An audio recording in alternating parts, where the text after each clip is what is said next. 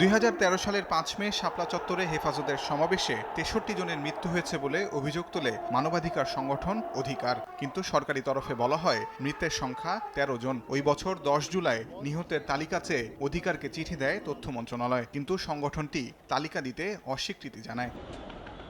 অধিকারের এমন অনড় অবস্থানের মধ্যেই দেশের একাধিক গণমাধ্যম খবর প্রকাশ করে অধিকার যাদের মৃত বলে দাবি করেছে তাদের অনেকেই জীবিত আছেন, এমনকি নিজ শিক্ষা প্রতিষ্ঠান কিংবা কর্মক্ষেত্রে দায়িত্ব পালন করে যাচ্ছেন। পরে অধিকারের সম্পাদক আদিলুর রহমান খান ও পরিচালক ASM নাসির উদ্দিন এলানের বিরুদ্ধে থানায় জিডি করা হয়। পরবর্তীতে সংখ্যাগরিষ্ঠ মুসলিম জনগোষ্ঠীকে উস্কানি ও রাষ্ট্রের ভাবমূর্তি ক্ষুণ্ণ করার অভিযোগ এনে তৎকালীন তথ্য প্রযুক্তি আইনের 57 ধারায় মামলা করা হয় দুই অধিকার নেতার বিরুদ্ধে।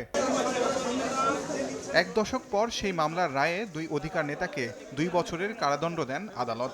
রায়ের দিন 14 সেপ্টেম্বর অধিকারের আদিলুর ও নাসির উদ্দিন এলানের কারাদণ্ডের নিন্দা জানিয়ে শিগগিরই রায় বাতিলের জন্য সরকারের প্রতি আহ্বান জানায় ইউরোপীয় পার্লামেন্ট। এর সঙ্গে বাংলাদেশে মানবাধিকার পরিস্থিতির অবনতি ঘটেছে এমন উদ্বেগ প্রকাশ করে একটি প্রস্তাব গ্রহণ করে ইউরোপীয় পার্লামেন্ট। অটোমেটিক বিকাশ করতে সেট করুন অটোপে। বিকাশ থাকলে আর কি লাগে। এরপর থেকেই দেশে বিদেশে চলছিল নানা আলোচনা। ইইউ এর অবস্থানকে বাংলাদেশের স্বাধীন বিচার ব্যবস্থার উপর হস্তক্ষেপ উল্লেখ করে নিন্দা জানায় বাংলাদেশ জুডিশিয়াল সার্ভিস অ্যাসোসিয়েশন ও সুশীল সমাজের প্রতিনিধিরা। ইউরোপীয় পার্লামেন্টের এই প্রস্তাব পাশের বিষয়ে এবার নিন্দা করলেন খোদ ইইউ পার্লামেন্টেরই এক সদস্য। সংবাদ মাধ্যম ইইউ টুডেকে দেওয়া এক সাক্ষাৎকারে ইইউ পার্লামেন্ট সদস্য ম্যাক্সমিলিয়ান ক্রাহ বলেন তিনি ইইউ প্রস্তাবের বিরুদ্ধে। তিনি আরও বলেন বাংলাদেশের ক্ষেত্রে একজন এনজিও কর্মী পুলিশি সহিংসতার বিষয়ে একটি ভুল বিবৃতি দিয়েছিলেন, যার ফলে দাঙ্গা হওয়ার ঝুঁকি ছিল। এ ধরনের ভুল তথ্য ইউরোপেও শাস্তিযোগ্য। সুতরাং আমরা ইউরোপে যে আচরণের বিচার করব সে আচরণের জন্য বাংলাদেশ সরকারকে দোষারোপ করা সমীচীন নয়। Actually in Bangladesh, if there is a manager of an NGO and is blaming the state for killing 63 people, what is the risk that there is an upspring?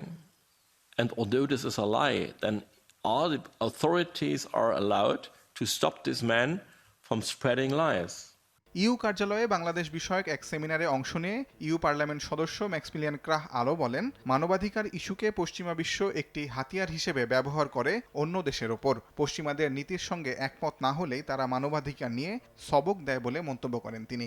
Human rights are more and more used as a tool of Western politics to influence in foreign countries.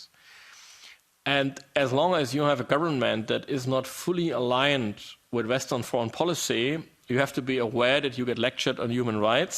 কিভাবে বিষয়টি EU পার্লামেন্টের মোকাবেলা করা উচিত জানতে চাইলে NGO দ্বারা উপস্থাপিত ভুল তথ্য সক্রিয়ভাবে যাচাইয়ের সুপারিশ দেন ম্যাক্সমিলিয়ান ক্রাহ। তাজওয়ার মাহমিদ, সময় সংবাদ।